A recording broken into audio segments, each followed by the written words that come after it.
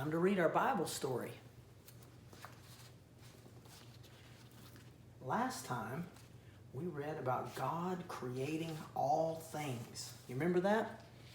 Well, today, we're going to read about the first home. If you have a Bible, you can look in Genesis 2, verses 8 through chapter 3, verse 24 to get the Bible story. Adam and Eve were very happy in their garden home. God had given them good things to enjoy, and they knew nothing about evil or wrongdoing. God walked and talked with them in the cool evenings. In this garden, God planted a wonderful tree called the tree of life. Whoever ate the fruit of this tree would live forever. Another tree was called the tree of knowledge of good and evil.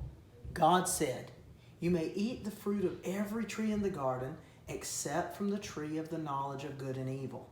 If you eat of this tree, you shall surely die."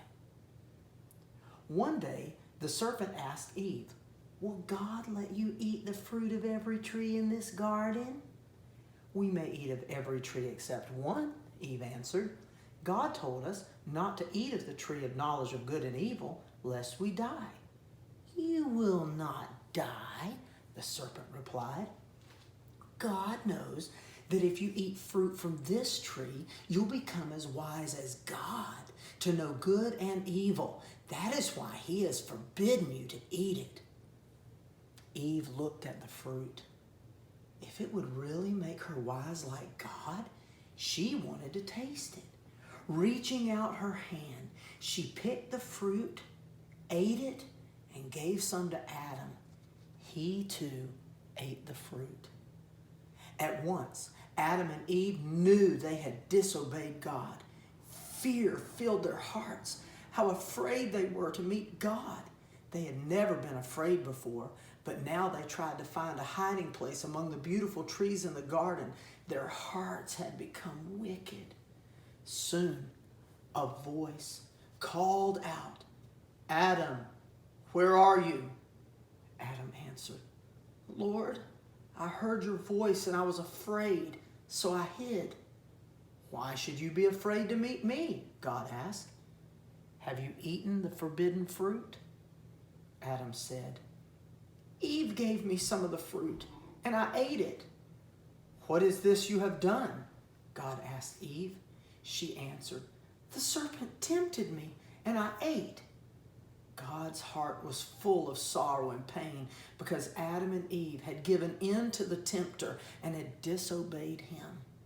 Now they could no longer be with him because sin had spoiled their lives.